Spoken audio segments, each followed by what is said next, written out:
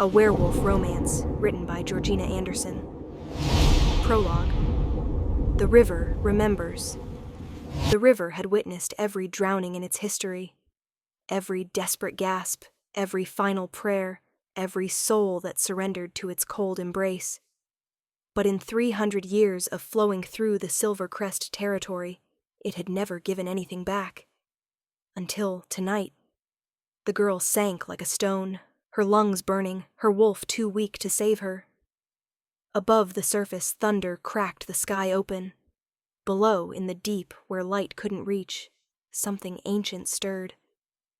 "This one is different," the river whispered to itself in a language older than wolves, older than humans, older than the very ground the packs claimed as territory.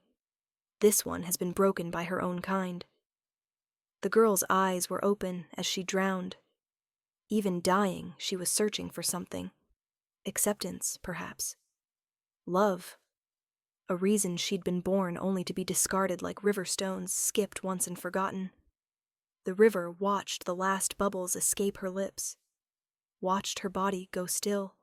Watched her wolf, that pathetic creature that had never been strong enough, finally give up.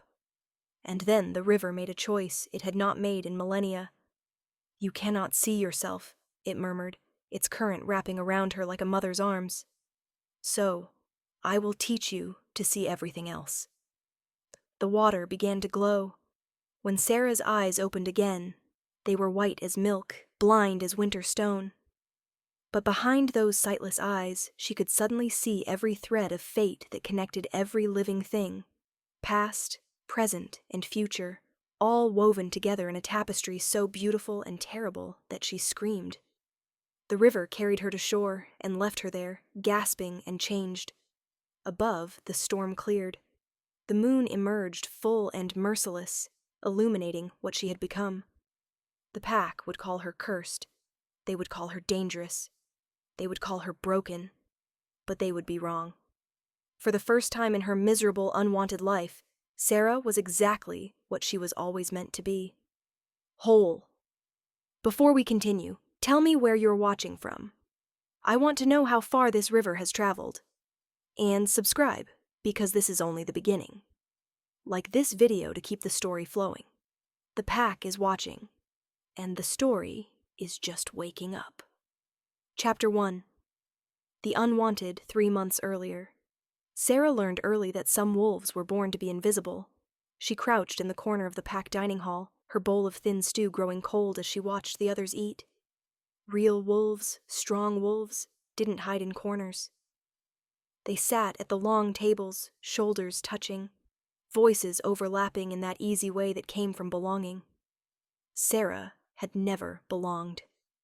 "Look at her," someone whispered, not bothering to lower their voice. "Eating alone again like a kicked dog." Laughter rippled through the hall. Sera kept her eyes on her bowl. She'd learned that looking up only invited more attention, and attention from the Silvercrest Pack was never kind. "I heard Alpha Dacian wanted to exile her at birth," another voice added. "Said runts like that weaken the bloodline. Should have listened to him." Sera's fingers tightened around her spoon. Her wolf whimpered inside her chest, a pathetic sound that matched her pathetic size, while other she-wolves stood tall and proud, their wolves powerful enough to shift at will. Sera's wolf was barely there. A whisper of what should have been. The healers called it a developmental condition. The pack called it weakness. Sera called it her curse. She was 20 years old and could barely shift. When she managed it, her wolf form was small, her gray fur patchy, her movements clumsy. She'd stopped trying after Zara had laughed so hard she'd fallen over, calling Sera's wolf a rat with delusions of grandeur. "Sera." The voice cut through the noise like a blade. The dining hall fell silent. Sera's head snapped up. Her heart stopped. Dacian stood 3 feet away, his presence filling the space like a storm about to break. The future Alpha. The pack's pride. 6 feet of solid muscle and contained power. His dark hair falling across eyes so deep brown they were nearly black. Every she-wolf in the territory dreamed of him. Sera had learned not to dream at all. "Walk with me," he said. The hall erupted in whispers the moment they left. Sera could feel every eye burning into her back as she followed Dacian into the night, her shorter legs struggling to match his stride. They walked in silence through the forest paths, moonlight filtering through the pine branches. Sera's mind raced. In 20 years, Dacian had spoken to her maybe 5 times. Each time had been an order or a dismissal. Future alphas didn't waste words on runts. He stopped at the clearing where the pack held ceremonies, the sacred ground where wolves were mated, where alphas were crowned, where the strong were honored and the weak were forgotten. Dacian turned to face her, and Sera saw something in his expression she couldn't name. Not quite pain, not quite resolve. Something caught between the two. "The claiming ceremony is in 2 weeks," he said. Sera nodded. Everyone knew. The entire pack had been preparing for months. When a future alpha turned 25, he chose his mate, his Luna. The ceremony bound them before the goddess and the pack, an unbreakable vow. Dacian had been 25 for 3 days. "My father expects me to choose Zara," he continued. His voice was flat, emotionless. "She's strong, beautiful, from a good bloodline. She'd make a proper Luna." Each word landed like a stone in Sera's chest. She didn't understand why he was telling her this. Why he'd brought her here, to list all the reasons Zara was everything Sera could never be. "But I'm not choosing Zara." Sera's breath caught. Dacian stepped closer, close enough that she could smell pine and leather and something wild that made her weak wolf stir with interest. "I'm choosing you." The world tilted. "What?" The word came out as barely a whisper. "You're my mate, Sera." His jaw clenched. "I've known for 2 years, since the moment you turned 18 and the bond snapped into place. I've been fighting it ever since." Sera couldn't breathe, couldn't think. Mates. The word echoed in her hollow chest. The bond, that sacred connection the goddess granted to perfect pairs, had chosen her? The runt? The invisible girl in the corner? "I don't understand," she managed. "Neither do I." Dacian's voice hardened. "The goddess makes mistakes, apparently. But a bond is a bond. I can't fight it anymore. It's driving me insane, being near you and not being able to." He stopped, dragged a hand through his hair. "In 2 weeks, you'll be my Luna." He said it like a death sentence. Sera's heart, which had leaped with impossible hope for one shining moment, came crashing back to earth. She looked up at him, really looked, and saw the truth in his face. He didn't want her. The bond had chosen her, yes. But Dacian wished with everything in him that it hadn't. "You don't have to," she started. "Yes, I do." He cut her off. "Rejecting a true mate bond is agony. I've tried, it nearly killed me. So we'll complete the ceremony, and you'll be Luna, and the pack will just have to accept it." "And so will I," his expression said. "Eventually." Sera felt something crack inside her chest. This wasn't how it was supposed to be. Mates were supposed to be gifts. True bonds were supposed to be celebrations. She'd heard stories her whole life of the moment wolves found their mates. The joy, the completion, the overwhelming rightness of it.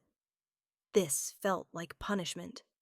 "Okay," she whispered, because what else could she say? Dacian nodded once, sharp and final. "Don't tell anyone yet. I'll make the announcement at the Alpha's dinner tomorrow night." He turned to leave, then paused. "And Sera? Try to, I don't know, stand up straighter. Look less—" He gestured vaguely at her. "Just try." Then he was gone, leaving her alone in the sacred clearing with her pathetic wolf and her shattering heart. Sera sank to her knees in the grass. She should have been happy. She should have been dancing.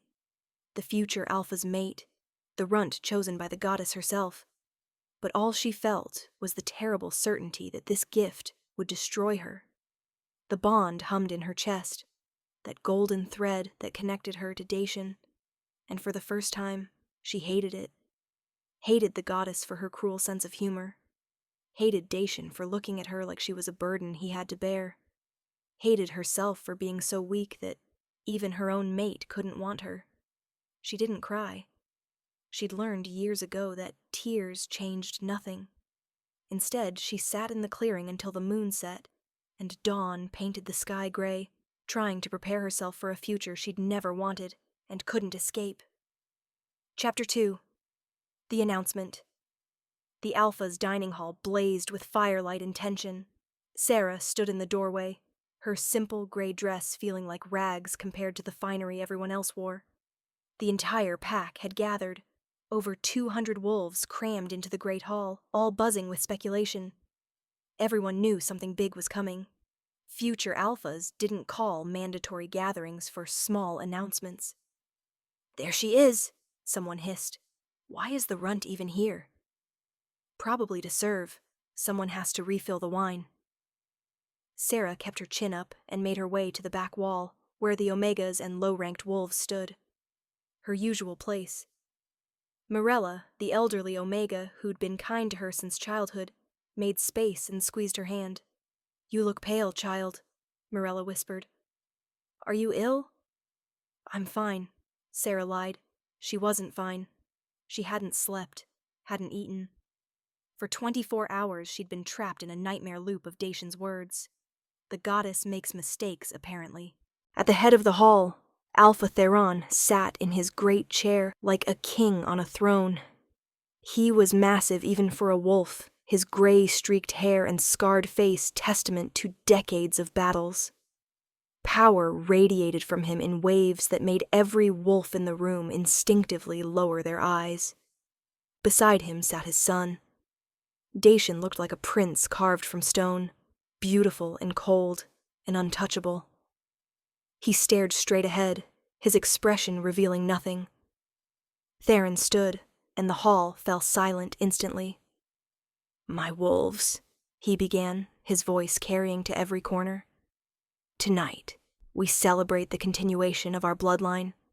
My son has reached the age of choosing, and in 2 weeks, he will take his mate in the claiming ceremony." Excited murmurs rippled through the crowd. Every unmated she-wolf sat a little straighter. Zara, gorgeous and golden, smiled like victory was already hers. "The role of Luna is sacred," Theron continued. "She must be strong, brave, worthy of leading beside our Alpha. She must come from good blood and have a wolf powerful enough to bear strong pups." Each word was a knife. Sera felt them cut. "Dacian," Theron gestured to his son. "Announce your choice." Dacian stood. His gaze swept the hall, wolves leaning forward eagerly, she-wolves preening, warriors nodding their approval, before landing on Sera. For one heartbeat, she saw conflict in his eyes. Then it was gone, replaced by cold determination. "I have chosen my mate," he said, his voice steady and strong, "as is my right and duty as future Alpha." Zara was already starting to rise, her smile brilliant. "My mate is Sera." The silence that followed was absolute, crushing, the kind of silence that comes before an explosion. Then chaos erupted. "What? The runt? He's joking. He has to be joking. This is an outrage." Sera couldn't breathe. Every eye in the hall had turned to her, and the hatred in them was a physical force. Zara looked like she'd been slapped. Other she-wolves stared in disbelief. The warriors' faces showed disgust. And Alpha Theron. Theron's face had gone purple with rage. "Dacian," he said, each word carefully controlled. "I must have misheard you." "You didn't." Dacian's jaw was set. "Sera is my true mate. The bond chose her. The ceremony will proceed as planned." "Over my dead body!" Theron roared. He pointed at Sera like she was something diseased. "That pathetic creature, that runt. She can barely shift. She has no strength, no bloodline, no value whatsoever. She would weaken our pack. The goddess did not choose that." Theron's fist slammed into the table hard enough to crack it. I don't care what bond you think you feel. You will reject her. Now. Tonight. And you will choose Zara as your Luna, as you should have from the beginning. The hall had gone silent again. Every wolf watched the confrontation between Alpha and Air. This kind of public defiance was unthinkable. Dacian's face had gone pale. Father, I can't reject a true bond. The pain? I survived worse to become Alpha, Theron snarled. Pain makes you stronger. But that thing? He gestured dismissively at Sera. She will make you weak, make our pack weak. I will not allow it. Sera felt tears burning behind her eyes. She wanted to run, wanted to disappear. But her legs wouldn't move. She was frozen, pinned by the weight of 200 contemptuous stares. Dacian! Theron's voice dropped to something dangerous. I have been patient with you, made allowances, but this ends now. Reject the runt, or I will reject you as my heir. The threat hung in the air like an executioner's blade. Sera saw Dacian's hands clench, saw the muscles in his jaw jump, saw him look at her one more time, and the conflict in his eyes was gone now, replaced by something that looked like resignation. Or relief. Dacian swallowed hard. When he spoke again, his voice was steady. Final. I, Dacian of the Silvercrest Pack, reject you, Sera, as my mate and my Luna. The bond snapped. Sera screamed. It felt like her chest was being torn open, like someone had reached inside her ribcage and yanked out her heart. The golden thread that had connected them for 2 years, that beautiful, terrible thing she'd just learned existed, shredded into nothing. She collapsed to her knees, clutching her chest, unable to breathe through the agony. Through the haze of pain, she heard Theron's satisfied grunt, heard the approving murmurs of the pack, heard Zara's delighted laugh, and she heard Dacian's voice, quiet and broken. I'm sorry. But he wasn't sorry enough to stop it. Sera dragged herself to her feet. Her legs shook, her vision blurred.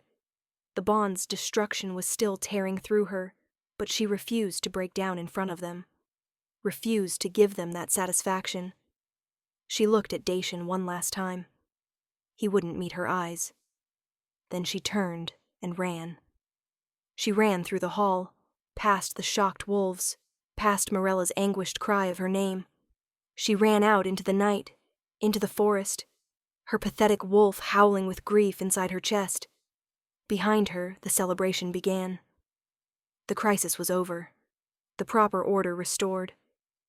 Dacian would choose Zara now, as he should have from the start, and the runt would be forgotten. As she should have been from the beginning. Sera ran until her lungs burned and her legs gave out. The storm that had been building all day finally broke open, rain pouring down in sheets. She was somewhere deep in the forest now, far from packlands, near the rushing sound of the river. The river. She stumbled toward it, barely seeing through her tears in the rain. The bond's destruction had left a gaping wound in her chest that nothing could fill. She felt hollowed out. Empty. Less than nothing. Why? She screamed at the sky, at the goddess, at the universe that had given her a mate only to rip him away. Why give me hope just to destroy it? Why make me, if I was always meant to be thrown away? The river roared below, swollen with storm water, dangerous and dark. Sera stood at the edge and looked down. It would be so easy. One step, that's all it would take. One step, and the pain would stop. The humiliation would end. She would finally stop being a burden on a world that had never wanted her. Her wolf whimpered, that weak, pathetic creature that had failed her in every way. I'm sorry, Sera thought to it. I'm so sorry I was never strong enough for you either. She closed her eyes and stepped forward. The river took her without hesitation, pulling her down into cold darkness. She didn't fight it. Just let the current drag her under, let the water fill her lungs, let the world fade away. She was drowning, and for the first time in her life, Sera felt at peace. Chapter 3, Rebirth, this one is different. The voice came from everywhere and nowhere. Sera's oxygen-starved brain tried to make sense of it as she sank deeper into the river's embrace.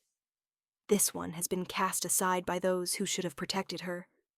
The water around her began to glow, a soft blue-green phosphorescence that shouldn't exist. Sera's eyes were open, but seeing nothing. Her lungs burned. Her body was shutting down. This one died with love, still in her heart, for those who rejected her. The light grew brighter. Sera felt something ancient and vast focusing its attention on her. Not quite alive, not quite conscious. Something in between. Such ones are rare, the voice continued, and Sera realized it was the river itself speaking. Most die with hate, with rage, with the desire for vengeance. But you still mourn what could have been.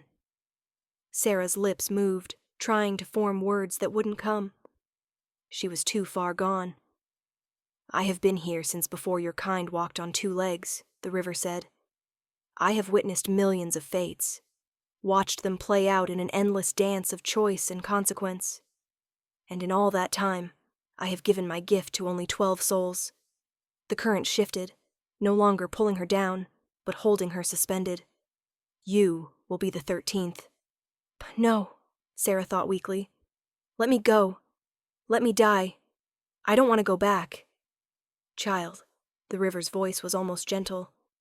You think you have seen the truth of your world, but you have only seen what they wanted you to see, what they needed you to believe to keep you small and manageable. I was small. I was weak. That wasn't a lie. You were exactly as you needed to be, the river corrected. Your wolf held back because you were not yet ready.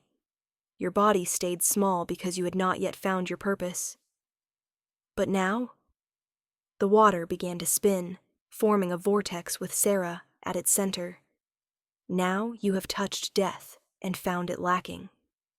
Now you have felt love and loss in equal measure. Now you have been broken so completely that you can be remade into something new. I don't understand. Sera's consciousness was fading fast.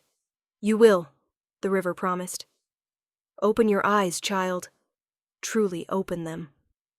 The water surged into her, through her, filling every cell with liquid light. Sera tried to scream, but the river was already inside her throat, her lungs, her heart. It burned and froze simultaneously. She felt her body dying and being born in the same instant. And then she felt something snap behind her eyes. A cascade of images flooded her mind. She saw Dacian, not as he was now, but as a child, beaten by his father for crying, for showing weakness, for being anything less than perfect. Saw the boy he'd been, gentle and kind, slowly crushed into the man Theron demanded. Saw his thread, a deep crimson strand that wavered and frayed, but never quite broke. She saw Zara, beautiful Zara, who wasn't cruel for cruelty's sake, but desperate. So desperate to be worth something, anything, because her father had abandoned the pack and left her with nothing but shame to inherit. Her thread was gold shot through with black. She saw Morella, the Omega who'd shown her kindness, and behind Morella's lined face she saw the young mother who'd lost her daughter to a raid, who looked at Sera and saw the child she couldn't save. Morella's thread was silver, steady, and strong. She saw the pack, the whole pack, and their threads wove together in patterns of fear and love and desperation and hope. She saw Alpha Theron's thread, once gold, now turning black as the corruption of power consumed him. She saw the pups, their threads bright and new, the elders, their threads fading, the warriors, their threads reinforced with duty and honor. She saw everything. What is this? Sera gasped, her mind reeling. The truth, the river answered. Every living thing is connected by threads of fate. Past, present, future, all woven together. Most are blind to them, but I have given you sight. But my eyes, Sera could feel them burning, changing. Your physical eyes are gone, the river said simply. You will be blind to the surface of things, but you will see what truly matters. You will see the threads that connect all things, the paths that fork with each choice, the destinies that wait to be claimed or lost. Why? Sera asked. Why me? Because you are meant for more than being discarded, the river said, and because your pack needs what you will become. A storm is coming, child, a darkness that will consume them all unless someone can see it coming. Let it come, Sera thought bitterly. Let them burn. You do not mean that. The river's voice was knowing. You are angry, hurt, but not hateful. That is why you are worthy of this gift. The light began to fade. Sera felt herself rising, the current pushing her toward the surface. You will walk a difficult road, the river warned. They will fear you, call you cursed. Your gift will be heavy to bear. But you will save them, Sera. Even those who rejected you, even those who broke you. Because that is who you are. I don't want to save them. Then do not save them for their sake, the river said. Save them because to do otherwise would destroy the girl you were. The one who still believed in love, even as she drowned. Sera burst through the surface, gasping, her lungs desperate for air. She clawed at the muddy bank and dragged herself onto shore, coughing up water and bile. The storm had passed. Dawn was breaking pink and gold over the trees, and Sera's eyes, she touched her face with shaking hands. Her eyes were open, but she saw nothing, just darkness where her vision should be. Panic seized her. What have you done to me? Close your human eyes, the river whispered one last time, its voice fading, and open your true ones. Sera closed her eyes, and the world exploded into light. Threads. Millions upon millions of threads, stretching in every direction. They connected the trees to the earth to the sky, the animals to each other. They pulsed with color, some bright, some dim, some vibrant, some fading. And when she looked down at herself, she saw her own thread for the first time. It was white, pure white, glowing like a star, but thin, so terribly thin, like a single strand of spider silk stretched too far. What does it mean? She asked, but the river didn't answer. It had given its gift and said its piece. The rest was up to her. Sera sat on the riverbank as the sun rose, staring at the threads that connected everything, seeing the world as it truly was for the first time. She was blind. She could see everything. And she had no idea what to do with either truth. Chapter 4. The Return. Sera walked for hours through the forest, learning to navigate by threadsight alone. It was disorienting at first. Without her physical vision, she stumbled over roots, walked into branches, fell twice before she understood that she needed to see differently. The threads showed her living things, animals, trees, even the smallest insects, but not the physical obstacles between them. She had to learn to sense the gaps, to read the patterns of absence where rocks or fallen logs lay. By the time she reached the edge of pack territory, she could walk without falling. Not gracefully, not confidently, but functionally. She stopped at the boundary line, her ruined dress clinging to her, her hair a tangled mess, her feet bare and bleeding. She could sense the pack ahead, 200 threads clustered together, pulsing with the rhythm of daily life. She should run, disappear into the wild, start over somewhere far away where no one knew her as the runt, the rejected, the broken. But even as she thought it, she saw something that made her freeze. A thread, deep crimson pulsing erratically, detaching from the main cluster. It moved toward her with purpose, and she recognized its signature before she heard the footsteps. Dacian. Sera? His voice came through the trees, rough with disbelief. Is that God, Sera? She heard him running, felt the moment he saw her clearly through the branches, soaking wet, standing at the boundary with eyes that had gone white as milk. He skidded to a stop 10 feet away, his thread flared bright red, then dark, then bright again. Shock, horror, guilt. What happened to you? He breathed. Sera opened her mouth, but no words came. What could she possibly say? I drowned. I died. An ancient river god brought me back and stole my sight, but gave me yours in exchange? Your eyes. Dacian took a step closer. Sera, your eyes are... Can you see me? No, she said. Her voice came out raspy from river water and screaming. I'm blind! His thread pulsed with pain. Real pain, not the perfunctory kind. The river, he said. We found your scent, tracked it to the riverbank. We thought... His voice cracked. We thought you were dead. I was. Silence. She felt him trying to process that. Sera, He stopped. Started again. What I did. In the hall. Another stop. His thread was fraying at the edges. I'm so sorry. The words sat between them like broken glass. You're sorry, Sera repeated flatly. You rejected me in front of the entire pack. Destroyed our bond to please your father. Let them mock me, humiliate me, drive me to... She stopped herself. But you're sorry. That fixes everything. No, Dacian's voice was raw. No, it doesn't fix anything. I know that. But Sera, you have to understand. My father, the pack, they would never have accepted you. The pressure, the expectations, I couldn't fight them all. You didn't try. That landed like a physical blow. His thread dimmed. You're right, he said quietly. I didn't. I took the easy way, the coward's way, and you nearly died because of it. He took another step toward her. Let me help you now. Come back to the pack. I'll make sure you're cared for, protected.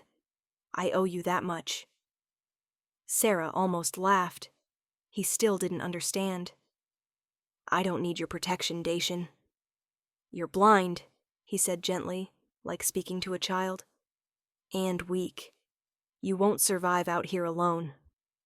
There it was. That assumption. That certainty that she was helpless, useless, something to be taken care of or discarded. But Sera was looking at his thread as he spoke, and she saw something he didn't know she could see. A dark spot, small but growing, right where his thread connected to his father's. Like rot spreading through a rope. She saw future echoes rippling along the thread, possible paths. In one, Dacian became just like Theron. In another, that dark spot consumed him entirely. In a third, very faint possibility, he broke free. But that path was so thin, it was nearly transparent. I'm going back to the pack, Sera said. Not because of Dacian. Not to be protected or pitied. But because the river had shown her something in those drowning moments. A vision of fire and blood and threads being cut all at once.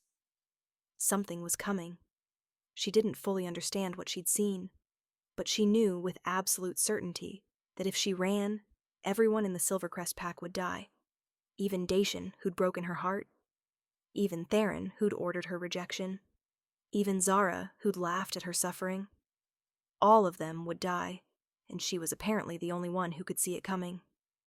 The goddess has a terrible sense of humor, she thought bitterly. You're coming back? Dacian sounded relieved. Good. That's good. I'll help you. Take my arm. He reached for her. His thread pulsed with something that might have been hope. Sera stepped back. I don't need your arm. I can walk fine. But you're blind. I said I'm blind. I didn't say I was helpless. She moved past him, navigating by the threads of trees and animals, stepping over obstacles she couldn't see, but could sense.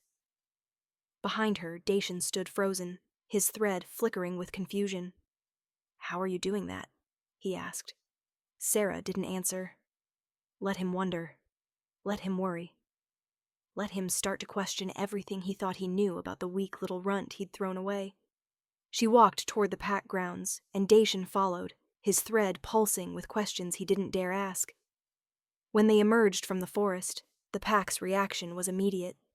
Wolves stopped mid-conversation. Pups playing in the clearing went silent. Someone dropped a bucket with a clatter that echoed in the sudden quiet. Sera walked through them all, her white eyes forward, her bare feet leaving bloody prints in the dirt. "She's alive," someone whispered. "Look at her eyes." "What happened to her?" "Cursed," an elder hissed. "She's been cursed." Sera felt their threads: shock, fear, disgust, curiosity. 200 wolves, 200 threads, all tangling together in a complex web of pack dynamics and history. And there, at the center, the thickest, darkest thread of all, Alpha Dacian. He emerged from the pack hall, his massive frame blocking the doorway. His thread was black shot, through with crimson now, darker than it had been in her drowning vision. Whatever corruption had been growing in him had spread. "You," he growled. "The runt lives." Sera stopped, faced him with her blind eyes. "I do." "Your eyes." It wasn't a question. "What happened?" "I drowned. The river gave me a gift." Murmurs rippled through the watching crowd. Theron's lip curled. "The river gave you nothing but blindness. You're more useless now than before." He dismissed her with a wave. "Get her out of my sight. Put her with the Omegas where she belongs." "No." The word came out stronger than Sera expected. Theron's eyes narrowed. "What did you say?"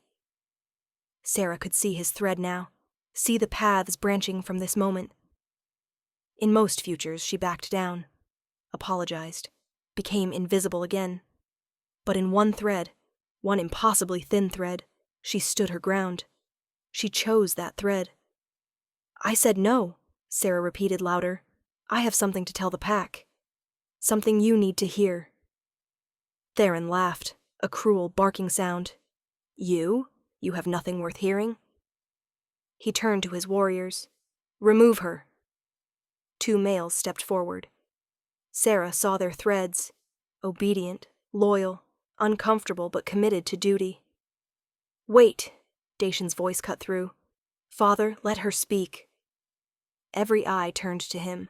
His thread pulsed with determination fighting against fear. Theron's face darkened. "You dare?" "What harm can it do?" Dacian pressed. "She's blind, weak. If she has nothing worthwhile to say, we'll know soon enough. But if she has information," he let the possibility hang. Theron glared at his son, at Sera, at the pack watching with rapt attention. A good alpha couldn't appear afraid of a blind girl. "Fine," he spat. "Speak, runt, but make it quick." Sera took a breath. This was it. The moment everything would change, or she'd be cast out forever. She looked at the threads, really looked. Saw the pack's fate written in colors and light. "In 3 days," she said clearly, "we will be attacked." Silence. Then Theron laughed again. "Attacked? By whom?" "The Shadow Moon Pack." The name sent a ripple of unease through the crowd. Shadow Moon was their ancestral enemy. The 2 packs had warred for generations before an uneasy peace had held for the past 15 years.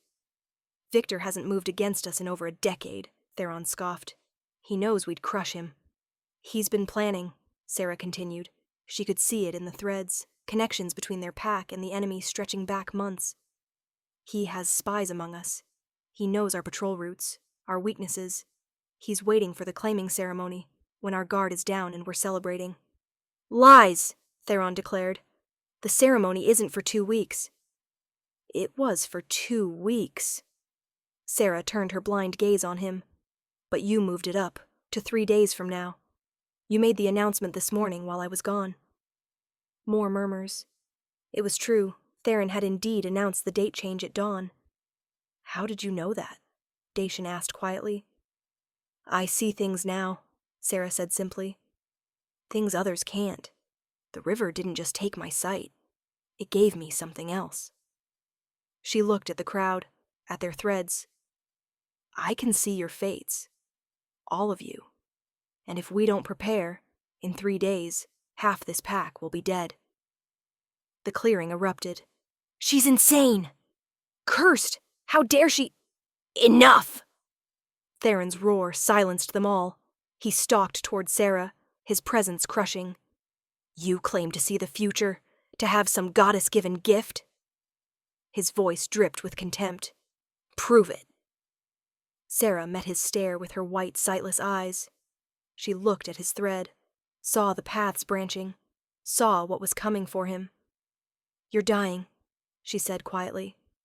The words fell like stones into still water. Theron went very still. What? There's something inside you, in your chest, growing. You've been coughing blood for weeks, but hiding it. In 6 months, it will kill you. The color drained from Theron's face. Around them, the pack leaned forward, some shocked, some skeptical. She's guessing, someone said. But Sera wasn't done. She turned to the crowd, finding threads, reading fates. Zara, she called, the golden she-wolf startled. You're pregnant. Zara's face went white. I'm not 2 weeks along. You haven't told anyone yet. You're afraid. Sera paused. The father is Corin. Gasps echoed. Corin, Dacian's beta, looked like he'd been struck by lightning. Dacian himself went rigid. Sera continued, her voice steady. Elder Caster, you've been skimming from the pack stores to pay debts to the Eastern Pack. Morella, you can hear voices others can't. The gift ran in your bloodline. Warrior Bren, you're planning to challenge for a beta position in the spring. Each revelation landed with devastating accuracy. The pack stared at her, no longer with contempt, but with something closer to fear. Enough, Sera said. I don't share these things to expose you. I share them so you know I'm telling the truth. The river gave me sight beyond sight. And what I see coming, she shook her head. If you don't listen to me, you'll die. All of you. The silence was absolute. Theron's thread pulsed with conflict, rage, fear, pride, warring with the undeniable truth of her words. He'd told no one about the blood. No one knew. 3 days, Sera repeated. Victor will attack from the North Ridge at moonrise. He'll target the ceremony grounds first, where we'll be gathered and vulnerable. Then the nursery. Then the elders' houses. She could see it all, written in the threads. Unless we prepare. And if she's wrong, someone called out. Then you lose 3 days of preparation, Sera said. But if I'm right and you ignore me, you lose everything. She let that sit. Theron stared at her for a long moment, his jaw working. Finally, he spoke, each word careful and controlled. 3 days. We'll reinforce our patrols, prepare the warriors. If you're lying. His threat didn't need finishing. I'm not, Sera said. She was blind. She could see everything. And for the first time since returning, she felt the weight of what the river had given her. Not a gift. A burden. Because she could see everyone's threads now, could see the futures branching from every choice.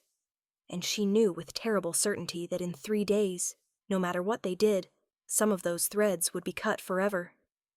She just had to figure out how to save as many as possible, starting with people who still thought she was useless, broken, and weak. The irony wasn't lost on her. Chapter 5. Preparation. The pack moved like a disturbed anthill for the next 3 days. Sera watched from the corner of the training grounds as warriors drilled, scouts doubled patrols, and mothers reinforced the nursery walls.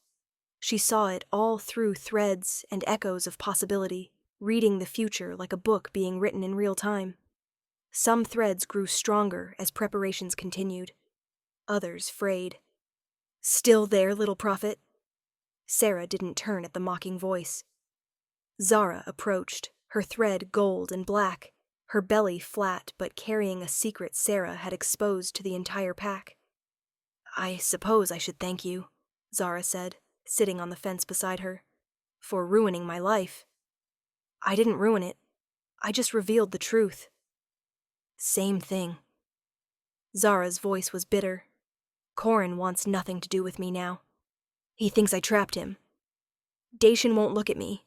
And the pack," she laughed darkly, "the pack that once wanted me as Luna now calls me Omega Whore behind my back." Sera finally turned toward her. Through threadsight, she saw something most missed. Genuine pain in Zara's signature. Not just embarrassment. Real anguish. "Why Corin?" Sera asked. "Why not wait for Dacian to choose you?" "Because he was never going to choose me." Zara's voice cracked. "I saw how he looked at you. Even before the bond snapped into place, he watched you. Like you were a puzzle he couldn't solve. I've been in love with Dacian since we were children, and I never existed to him. Not really. So, when Corin showed interest," she shrugged, "I wanted to feel wanted.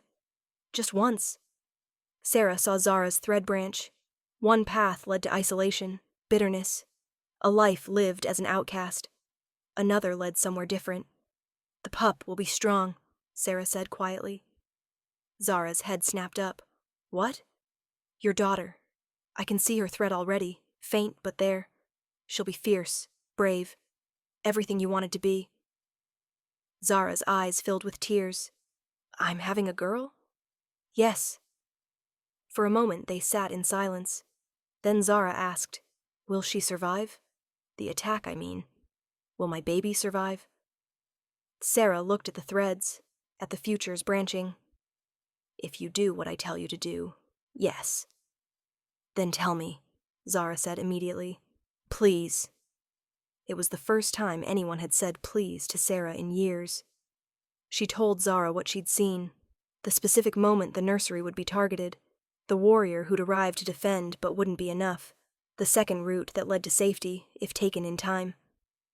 Zara listened with intensity Sera had never seen from her before. "Thank you," Zara said when Sera finished. Then softer, "I'm sorry. For how I treated you. For laughing when—" She stopped. "You didn't deserve any of it." "No," Sera agreed. "I didn't." Zara left, and Sera returned to watching the preparations. Thread by thread, fate by fate, trying to see how to save them all. It was Morella who found her at dusk. "Child," the old Omega said gently, "you haven't eaten in 2 days." "I'm not hungry." "You're wasting away." Morella pressed a bowl into her hands. "The dead can't save anyone." Sera took the bowl, but didn't eat. "Morella, can I ask you something?" "Anything." "Why were you kind to me? When everyone else—" She trailed off. Morella was quiet for a moment. "You remind me of my daughter. She was small too. Gentle. The pack said she was weak, but she was the strongest person I ever knew." Her voice thickened. "When the raiders came, she died protecting the other pups. Gave her life so they could run. She was 10 years old." Sera felt tears sting her eyes. "I'm sorry." "Don't be. I'm telling you because I see the same strength in you. The kind that doesn't come from muscle or teeth. It comes from here." Morella touched Sera's chest. "You died and came back to save people who hurt you. That's not weakness, child. That's grace." Sera finally ate, and the food tasted like hope. The night before the attack, Sera couldn't sleep. She sat in the small room Theron had grudgingly assigned her, barely more than a closet, but it was private, and watched the threads of the pack pulse in the darkness. 200 threads, 200 lives. And she could see the ones that would be cut tomorrow if she failed. A knock at her door startled her. "It's me," Dacian's voice came through. "Can I come in?" She almost said no, but his thread was different than before, less certain, more vulnerable. "Fine." He entered, ducking under the low doorframe. In the small space, his presence was overwhelming. The ghost of their bond still ached sometimes, phantom pain from something severed. "I wanted to thank you," he said, "for the warning. My father won't admit it, but you probably saved the pack." "Probably isn't definitely." "No." He was quiet. "Sera, I need to tell you something. About the rejection." "I don't want to hear it. Please." His thread pulsed with urgency. "You need to understand. When the bond snapped into place 2 years ago, I was terrified. Not of you, but of what my father would do. I watched him break my mother's spirit over 20 years. Watched him crush anyone he perceived as weak. And you," he swallowed, "you were vulnerable. Soft. Everything he'd destroy. I thought if I rejected you quickly, cleanly, you'd be free. Better to hurt you once than watch him torture you forever." Sera stared at him with her white, sightless eyes. "So you hurt me to protect me?" "I know how it sounds." "It sounds like you're making excuses." Her voice was flat. "You want absolution? Fine. I understand you were afraid. I understand you thought you were helping. But Dacian, you didn't ask me. Didn't give me a choice. You decided I was too weak to fight beside you and threw me away. That's not protection. That's abandonment." Each word hit him like a blow. His thread dimmed. "You're right," he said finally. "I was a coward. I am a coward, and I don't deserve your forgiveness." He turned to leave, then stopped. "But for what it's worth, I see you now. Really see you. And you're the strongest person I've ever met." He left before she could respond. Sera sat alone, feeling the weight of tomorrow pressing down. She could see so many futures, so many possibilities. In some, they won. In others, they were slaughtered. The thread that led to victory was so thin it was almost invisible. But it was there. She just had to find the right choices to make it real. Chapter 6. The attack moonrise came with blood on the wind. Sera stood at the ceremony grounds, dressed in the simple omega dress they'd given her, her white eyes scanning threads only she could see. Around her, the pack gathered for what they believed would be a celebration. Dacians claiming ceremony with Zara, arranged hastily to maintain appearances and pack morale. No one was celebrating. Warriors lined the perimeter, weapons ready. Scouts patrolled the forest edge. Mothers had secreted the pups in the reinforced nursery, with the oldest, fiercest she-wolves standing guard. They looked ready, but Sera could see the threads, could see the futures branching, and her heart hammered against her ribs. Not enough, she thought. We're still not enough. "Sera?" She turned. Leora, the ancient healer, approached with careful steps. Her thread was silver blue, old but still strong. "I need to speak with you, child, away from others." They moved to the edge of the clearing. Leora's milky eyes, clouded with cataracts, not the river's gift, studied Sera's face. "You have the sight," Leora said. Not a question. "How did you—" "I'm old, girl. Older than anyone in this pack. I've seen things, heard stories. There was a legend passed down through healers, of the river's chosen. 13 souls across all of time who would be given the ability to see the threads of fate." She reached out, touched Sera's cheek. "You're one of them." "The river said I was the 13th. Leora nodded slowly. "Then you're the last. The prophecy said the 13th would come when the packs faced their greatest darkness.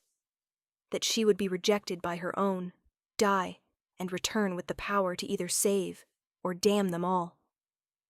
A chill ran down Sera's spine. Save or damn? The sight is a terrible gift, Sera. It shows you futures, yes, but every time you change fate, every time you redirect a thread, you pay a price. Leora's voice dropped. The more you interfere, the more of yourself you lose. The other 12? They all died young. The sight consumed them. Sera looked down at her own thread, white and thin, thinner now than when she'd first seen it. How long do I have? I don't know. But child, you need to choose carefully. You cannot save everyone. If you try, you'll burn yourself out before the battle even begins. Then I'll burn, Sera said simply. They're my pack. Even after what they did to you? Especially after. Sera looked at the gathering wolves, at their threads tangling together. Someone has to be better than the hate. Might as well be me. Leora smiled sadly. The river chose well. She pressed something into Sera's hand, a small stone, smooth and warm. This was from the riverbed. I found it 60 years ago when I was a young healer. I think it was meant for you. The stone pulsed against Sera's palm, and suddenly, her thread sight sharpened, clarified. She could see further, clearer. Thank you, she whispered. Thank me by surviving, Leora said. The pack will need you after tonight, more than they know. A howl split the night. Enemy. Sera's enhanced sight exploded with information. She saw them coming, 40 wolves, their threads dark with violence and purpose, descending from the north ridge exactly as she'd predicted. Victor led them, his thread black as pitch, hungry for vengeance for some slight Theron had delivered years ago. Positions! Theron roared. The carefully prepared pack moved into formation. Warriors charged to meet the threat. Mothers herded late stragglers toward the nursery. The elders, those too old to fight, moved to the center of the grounds where they'd be protected. Sera watched the threads collide, saw futures branching at impossible speed. There, Corin would fall to Victor's lieutenant unless someone warned him. There, the nursery's back entrance was unguarded because a scout had been pulled away. There, 3 enemy wolves were circling to cut off retreat. Too much. Too many threats. Sera's mind raced, trying to see all possible paths, but they were tangling together, becoming impossible to track. You cannot save everyone. Leora's words echoed, but Sera refused to accept them. She ran. Corin! She screamed across the clearing. You're left! The beta jerked, turned just as a massive black wolf lunged from his blind spot. Corin's blade found fur instead of being found by teeth. First life saved. Sera spun, reading threads, shouting warnings. Dacian, behind you! Bren, high! Zara, the nursery, back entrance. Each warning, each redirected fate cost her. She felt it like physical pain, her thread growing thinner, her connection to life weakening. But wolves lived who would have died. The battle raged. Blood soaked the sacred ground. Sera navigated through chaos, her blind eyes useless, but her sight showing her everything. She found Morella near the elders, defending against 2 enemy wolves. The old Omega was fierce, but outmatched. Sera saw Morella's thread about to be cut. No. Without thinking, Sera threw herself between them. She had no weapon, no strength, no warrior training. But she had the sight. She saw the attacking wolf's intentions a split second before he moved, ducked under his lunge, used his own momentum to send him stumbling.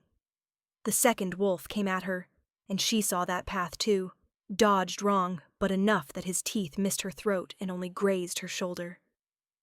Pain exploded. Blood flowed. But Morella was alive, and that mattered more. Sera! Morella cried. Your shoulder! I'm fine. Protect the elders. Sera staggered away, her thread flickering. She was using too much power, burning through her life force too quickly. But the battle wasn't over. She saw Dacian fighting Victor, the 2 alphas clashing in the center of the grounds. Their threads tangled, futures branching impossibly fast. In most branches, Dacian died, but there was one impossible path where he lived. You cannot save everyone. Watch me, Sera growled. She ran toward the fighting alphas, reading Victor's thread, seeing his next move before he made it. The dark Alpha was larger, stronger, more experienced than Dacian. But Sera could see his weak side, the old injury in his left hind leg that hadn't healed properly. "Dacian!" she screamed. "Low left! Now!" Dacian didn't hesitate. He trusted her sight even if he didn't trust her heart. His strike went low, found the weakness, and Victor stumbled. The opening was all Dacian needed. His blade found Victor's throat. The enemy, Alpha, fell. The tide turned. Without their leader, the Shadow Moon wolves faltered, then broke, then ran. Victory. But the cost. Sera collapsed as soon as the last enemy wolf fled. Her thread was barely visible now, a whisper of white in the tapestry of fate. Hands caught her, Dacian covered in blood, his eyes wide with fear. "Sera? Sera, stay with me." "Did we win?" she whispered. "Yes. You saved us. You saved everyone." His voice broke. "Please don't leave. Not again. I can't—" "Count the threads," Sera interrupted. "How many did we lose?" Dacian looked around, counted quickly. 5. We lost 5 warriors. 5 threads cut forever. 5 lives ended. But Sera had seen the other futures. The ones where they'd ignored her warning. 200 threads severed. The entire pack destroyed. She'd saved 195 lives. It had to be enough. "Good," she managed. Then darkness took her. Chapter 7. Awakening. Sera woke 3 days later in the healer's house, her body broken but alive. The first thing she saw, really saw, was her own thread. It was barely there, a strand so thin it looked like it might vanish with the next breeze. "You're awake." Leora sat beside the bed, grinding herbs with practiced movements. "You've been unconscious for 72 hours. The pack was starting to think. She didn't finish. "I'm dying," Sera said. It wasn't a question. "Yes." Leora's honesty was almost refreshing. "You used too much power, changed too many fates. Your thread is unraveling." "How long?" "Days. Maybe a week if you're strong." Sera closed her eyes. She'd known, really. Had felt herself burning away with each warning, each saved life. But knowing and accepting were different things. "Was it worth it?" she asked. "That's not for me to answer." The door burst open. Dacian stood there looking haggard, his eyes desperate. "You're awake," he breathed. "Thank the goddess." He was at her side in an instant, taking her hand. "The pack, Sera. The entire pack wants to see you. To thank you. You saved us all." "I did what needed doing." "You did more than that." His voice was fierce. "You proved every single one of us wrong. Proved that strength isn't about size or power. It's about—" He struggled for words. "It's about courage. Heart. You have more of both than any warrior I've ever known." Sera looked at his thread.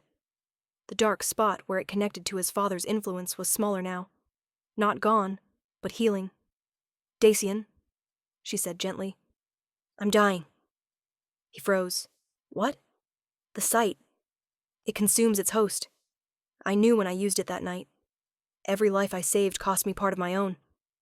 She met his eyes with her white, blind gaze. "I don't regret it, but you need to know. I have days. Maybe a week." "No." Dacian's grip tightened. "No. There has to be another way. The river gave you this gift. Make it take it back. Give you your old life." "I don't want my old life."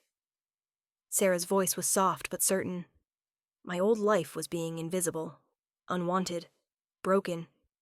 I'd rather die having mattered than live a long life as nothing." "You were never nothing," Dacian said fiercely. "I was just too blind to see it." "Yes," Sera agreed. "You were." He flinched. Good. Some truths needed to sting. "The pack wants to honor you," he continued. "My father—" He stopped, corrected himself. "The Alpha wants to name you Luna." Sera laughed, but it turned into a cough. He wants to name the dying girl Luna? How generous. Sera? No, she cut him off. I don't want titles, don't want ceremonies. I just want... She paused. I want to see the pups, the ones I saved. Can you bring them? Of course. Dacian looked like he wanted to say more, but he left to fetch them. Over the next hours, Sera received visitors. Morella came, tears streaming down her face, thanking Sera for her life, and calling her daughter. Zara came, her hand on her barely showing belly, promising to name her daughter after Sera. Corin came, gruff and awkward, admitting he owed her his life. Even Alpha Theron came. The old Alpha stood in the doorway, his massive frame somehow diminished. His thread was still dark, still corrupted, but there were spots of red breaking through. Regret, maybe. Or shame. You saved my son, he said finally. And my pack. Yes. He struggled. Alpha Theron, who commanded through strength and fear, didn't know how to say what he needed to say. I was wrong about you. Yes, Sera said again. You were. The title of Luna is yours. You've earned it. I don't want it. Theron blinked. You... What? I'm dying, Alpha. Your title means nothing to a dead girl. Sera's voice was tired but steady. But if you want to honor me, truly honor me, change. Change how the pack sees weakness. Change how you treat those who are different. Let my death mean something more than a title no one will remember in a generation. For a long moment, Theron said nothing. Then, slowly, the great Alpha bowed his head. It will be done, he said. He left, and Sera felt his thread shift. Just a little. But enough. The pups came last, including little Nico, the 7-year-old she'd saved from a falling branch weeks ago, before any of this started. He climbed onto her bed and hugged her carefully. You're my favorite person, he whispered. Thank you for not dying in the river. Sera held him, this innocent child who didn't understand that sometimes dying was the point. You're welcome, she whispered back. Chapter 8. The Choice. On the 7th day, Sera's thread was almost transparent. She sat by the river, the one that had drowned her and birthed her, watching dawn paint the water gold. The river spirit's presence hummed around her. Not speaking, just there. I'm dying, Sera said aloud. You knew I would, didn't you? The river's current shifted. Yes. And you gave me the sight anyway. You chose to use it the way you did. You could have seen futures without changing them. Could have saved yourself. While watching others die? Yes. Sera nodded. She'd suspected as much. The sight was a test, maybe, or a choice. Use it selflessly and burn out, or use it selfishly and survive. She'd chosen, as she always would. Do I get a final vision? She asked. Isn't that traditional? The dying seer sees one last truth? The water glowed, and Sera's sight exploded with possibilities. She saw the pack's future, multiple threads, multiple paths. In some, they thrived, remembering her lesson about strength and worth. In others, they fell back into old patterns, and within a generation, destroyed themselves. She saw Dacian's thread, no longer connected to hers, but growing stronger. He would become a good Alpha. Not perfect, but better than his father. The darkness that had been consuming him was healing. She saw Zara's daughter, born healthy and fierce, growing into a warrior who would one day lead the pack with wisdom instead of brutality. She saw Morella living 5 more years in peace, honored finally as she deserved. She saw Nico, growing up to be a healer, carrying forward the idea that strength came in many forms. And she saw her own thread, so thin now it was nearly invisible, finally reaching its end. Not today. Tomorrow, at dawn. You have until the sun rises, the river confirmed. One last day. Use it as you will. The glow faded. Sera sat by the water, feeling peaceful for the first time since she could remember. One day, she could say goodbyes, make peace, leave instructions. Or, Sera looked at her thread one more time, then at the river. "Can I ask you something?" "You may ask anything." "Why me? Of all the wolves in all the packs, why did you choose me?" The river was quiet for a long moment. Then, "Because you were the only one who would have used my gift the way it was meant to be used. Which was, with love," the river said simply. "The sight without love is just power. Power corrupts. But love, even when it costs everything, love transforms." Sera felt tears on her cheeks. "I died loving them, even when they hurt me." "I know," the river said gently. "That's why you're worthy." Sera spent her last day simply. She walked through the pack grounds, memorizing everything through threadsight. She told stories to the pups, who gathered around her like she was already a legend. She sat with Morella and drank tea and talked about nothing important. She avoided Dacian. Not from anger, but because she didn't have enough time left to untangle everything between them. Some wounds needed more than a day to heal, but as the sun began to set on her last night, he found her anyway. "You're avoiding me," he said. "Yes." "Why?" "Because I don't have enough life left to spend it on regret," Sera said honestly. "Yours or mine?" Dacian sat beside her on the riverbank. They watched the water in silence. "I love you," he said finally. "I know I have no right to say it. I know I destroyed any chance we had. But I need you to know." Before, he couldn't finish. Sera looked at his thread. The love was real, but it was tangled with guilt and regret and too many what-ifs. "I know," she said. "And I loved you too. Once. Maybe I still do, in some way. But Dacian, that's not enough. Love without action is just words. And your actions showed me who you really were when it mattered." "I know," his voice broke. "I know, and I'll live with that failure for the rest of my life. But Sera, please believe me. If I could go back, if I could change that night—" "You can't," Sera interrupted gently. "None of us can. That's not how fate works. We make choices, and those choices have consequences, and we have to live with them." She turned her blind eyes toward him.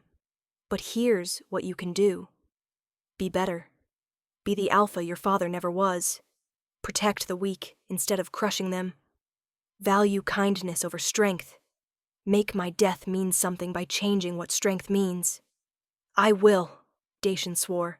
"I swear it.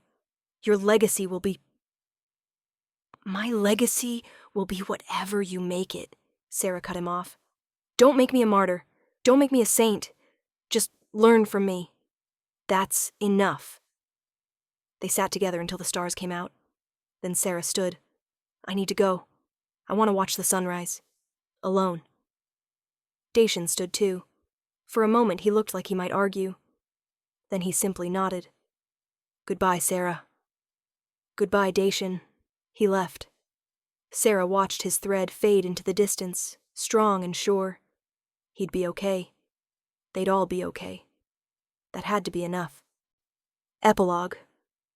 Sunrise dawn came softly to the river. Sera sat on the bank where she'd washed up blind and gasping 7 days ago. It felt like a lifetime. It had been a lifetime, just a very short one. Her thread was invisible now.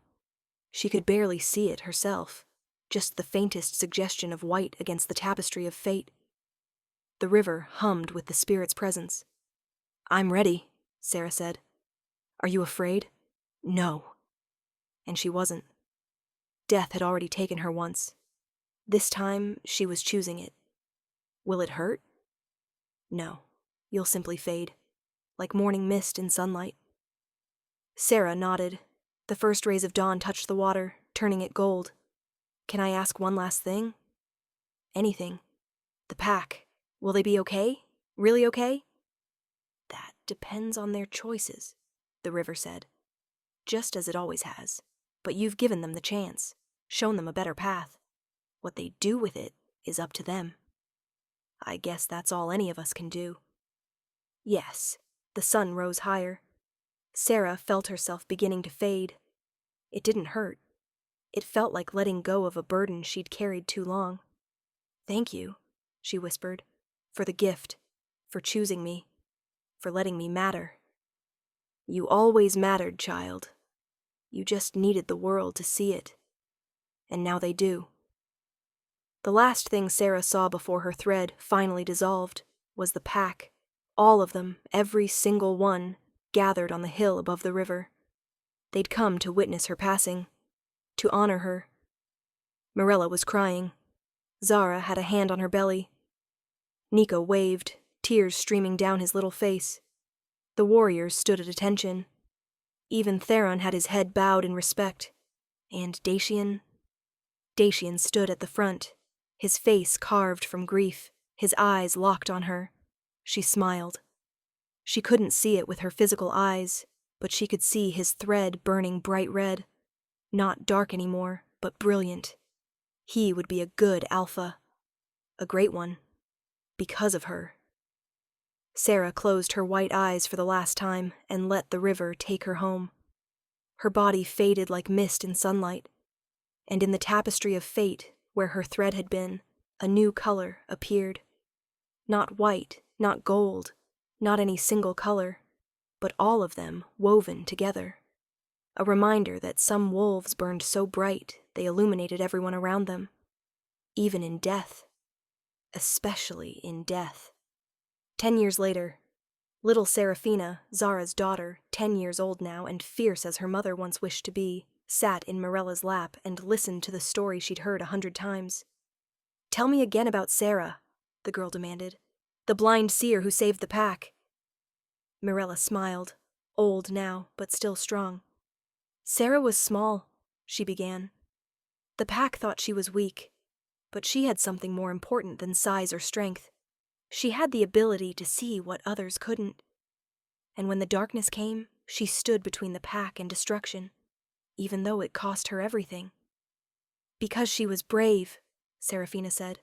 "Yes, but not just brave. She was kind. Even to those who hurt her, especially to those who hurt her." Morella stroked the girl's hair. "That's what made her strong. Not her gift, not her sight. Her heart. I wish I could have met her." "You are her," Morella said gently. "You and every pup born after. You're her legacy. The proof that strength comes in many forms, and the weakest looking among us might be the strongest of all." Outside, Alpha Dacian led a patrol past. He paused, hearing the story through the window. His hair was touched with gray now, his face lined with the weight of leadership. But his eyes were clear. He'd kept his promise. Changed the pack. Made strength mean something different. Protected the vulnerable. Honored the small. Made Sera's death mean something. Every sunrise he visited the river and spoke to it. To her. Told her about the pack she'd saved. The lives that continued because of her sacrifice. He didn't know if she could hear him, but he hoped she could. Because the pack was good now. Really good. They valued every wolf, strong or weak, big or small. They'd learned what Sera had tried so hard to teach them. True sight has nothing to do with eyes. True strength has nothing to do with power. And true love means sacrificing everything for those who might not deserve it, but need it anyway. Sera had been seen for exactly 7 days, but her impact would last forever. The end.